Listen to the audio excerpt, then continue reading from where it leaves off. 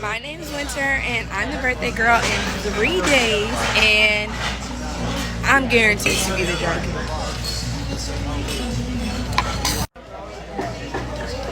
Say one, man. She gonna be the drunkest, I promise you. It's 11:02, 11:05. She out of here. Well, tonight, a woman's family is grieving following a deadly domestic violence situation. Richland deputies responded to an apartment on Mallet Hill Road last night. The cause of a woman who we now know as Wynter Straw. Imagine waking up on a quiet Sunday morning, scrolling through your phone, and suddenly seeing the face of someone who looks full of life, ambition, and hope, only to realize she's gone. Her name is Wynter Straw, and what happened to her is one of those stories that makes you stop, breathe, and wonder how love can turn into something deadly without anyone noticing the signs. Stay with me, because this one, it cuts deep. Before we go deeper, let me remind you to like this video, subscribe, and click the bell icon so you never miss a story from Shadow Crime. Trust me, the more these stories are shared, the more we can prevent tragedies like this from happening again. Now let's talk about Wynter. She wasn't just another headline. She was 25 years old, full of personality, loved by her family, respected by her co-workers, and admired by friends. She worked as a mental health officer for the South Carolina Department of Corrections. A lot of people don't realize how much heart and patience that job takes. You're dealing with people on their worst days, trying to keep situations calm, try and be the voice of reason in places where chaos comes easily. Her co-workers say she had a natural gift for understanding people and de-escalating conflict. She was the type who walked into a room and instantly made everyone feel lighter. She was smart too, really smart. Wynter played basketball at Allen University, and her family said she planned to go to law school. She was driven, focused, and building a future that looked bright from every angle. She had goals, and she worked for them. She had a family who adored her and a community that respected her. And on the surface, she also had a boyfriend, Renardo S. Johnson, someone people thought cared about her. But here's where the story starts shifting. From the outside, their relationship seemed normal. Her mother even said she never saw signs of physical abuse. Hey, Vic, hey, barely get out. In honor of Thanksgiving, I got a question for you. Fucking coleslaw, green bean casserole, stuffing. No, that's a good one. Fucking raisins in the potato salad as side as bitches. What's the fascination? Renardo was polite, respectful, the type of guy who told her family he would never do anything to hurt Wynter. And you know how that goes. We trust people who look stable, who smile, who say the right things. Sometimes the most dangerous people are the ones who wear the calmest masks. As time passed, something changed. Reports say they were romantically involved, but things weren't as perfect as they looked. Some sources mentioned there may have been a breakup or serious tension between them. And if you've ever been in or watched a toxic relationship unfold, you already know. It's not always the loud, obvious abuse that signals danger.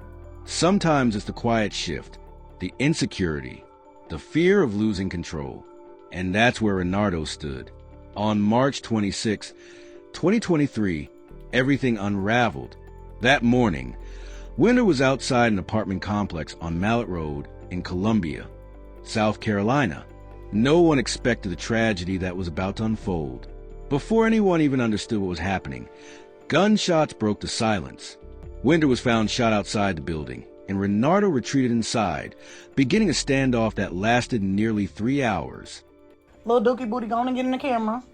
Yeah, bitch, this is for Keisha, because you clearly ain't learned your lesson the first time. Tell her what the fuck I said. I can't fuck with you. Louder. I can't fuck with you no more. Cause what? You messing up my family. Now, bitch. Imagine being one of the neighbors that day, hearing those gunshots, not knowing who was hurt, not knowing if someone you saw every morning was lying on the ground. People started calling 911. Deputies rushed to the scene, and that's when everything became even stranger. Instead of fleeing or turning himself in, Renardo barricaded himself inside an apartment. 3 hours. 3 hours of silence, negotiation attempts, and uncertainty. And you have to ask yourself, what goes through someone's mind after doing something like that? Was he scared? Was he in shock? Or was this his plan all along, to control the narrative until the very last moment? It's unsettling because no one can fully understand what was happening inside that apartment while officers try to talk him out. Negotiators spent nearly 3 hours trying to convince him to come out peacefully. But at some point, a single gunshot echoed from inside. Deputies rushed in and found Renardo with a gunshot wound to the upper body. They rushed him to the hospital, but he didn't survive. Just like that, the case closed itself. No trial, no confession, no final explanation. Just 2 lives gone, and dozens of people left with questions that no one alive can answer. And viewers, this part always hits me. Wynter's mother said she never saw signs of physical abuse. She said Renardo always reassured her he would never hurt Wynter. Imagine how that feels. Imagine trusting someone with your child's life, believing they are good, stable, loving, only to realize too late that something darker was buried beneath the surface. That pain doesn't go away. Her family described Wynter as a rising star, bubbly, smart, compassionate. Her co-workers at the Department of Corrections mourned deeply. They even raised funds to support her family and later built a memorial, including a purple bench dedicated to her on the 1-year anniversary of her death. Purple, the color for domestic violence awareness.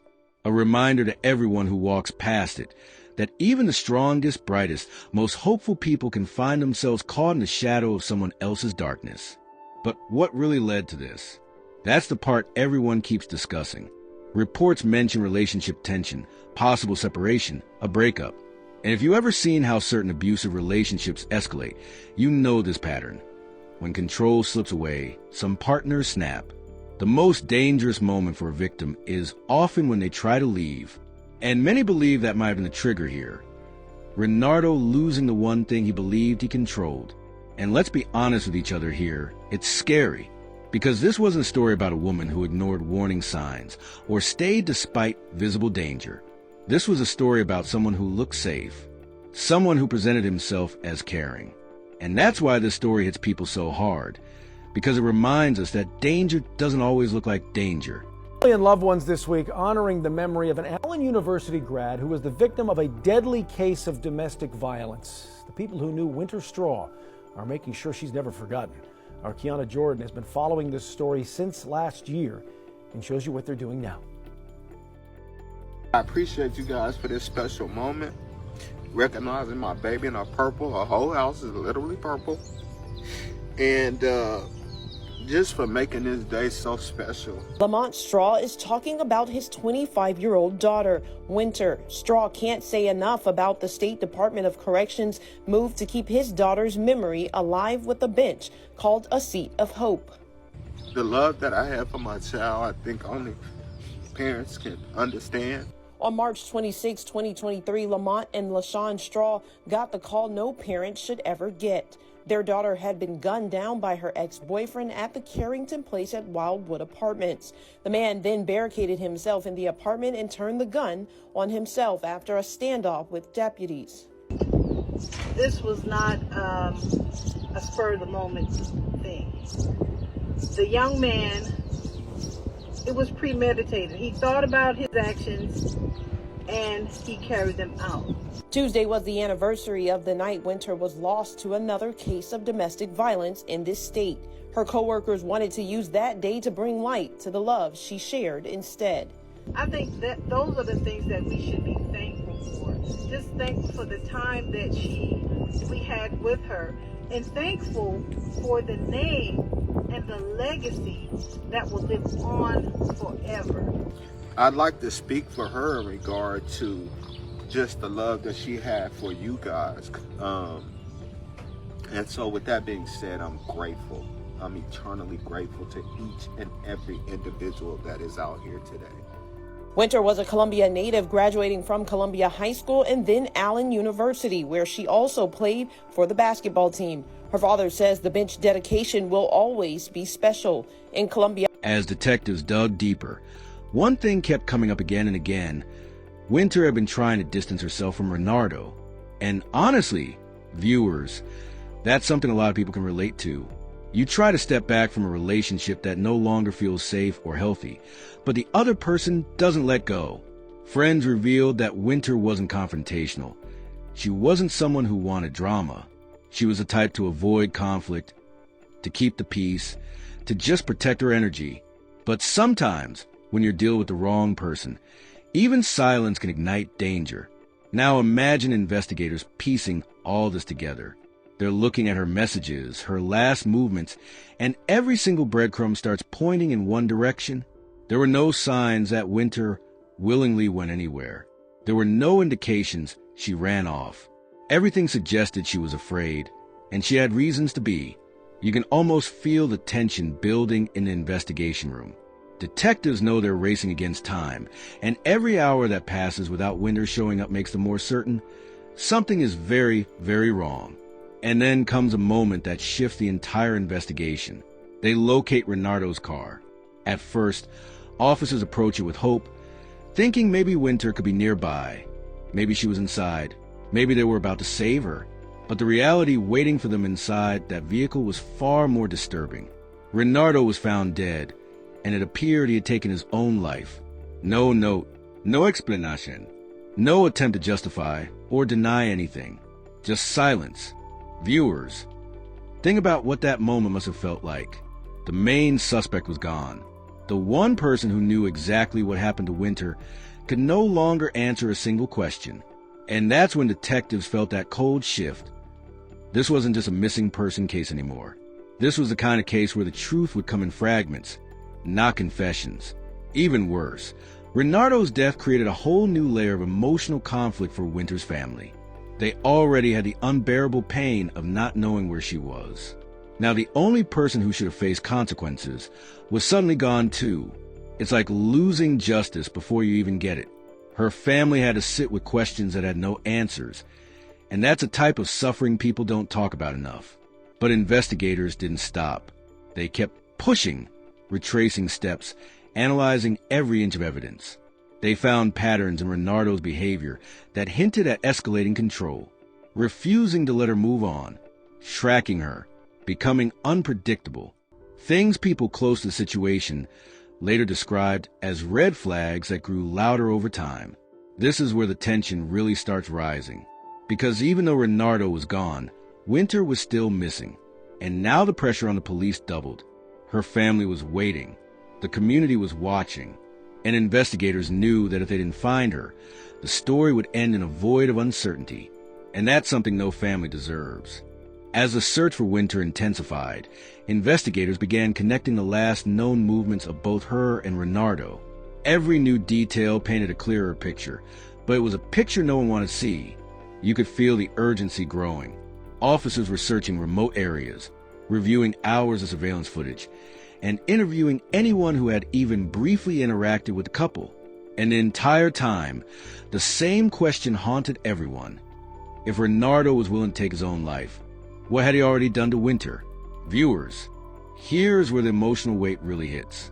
The more officers uncovered, the more they realized this was not a sudden explosion of violence.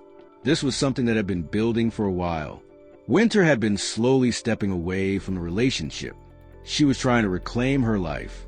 And often, the most dangerous moment for someone in an unhealthy relationship is the moment they try to walk away. Control doesn't loosen easily, especially when a person losing control is unstable. Community members organized searches. People who didn't even know Wynter personally joined in because the details were so heartbreaking.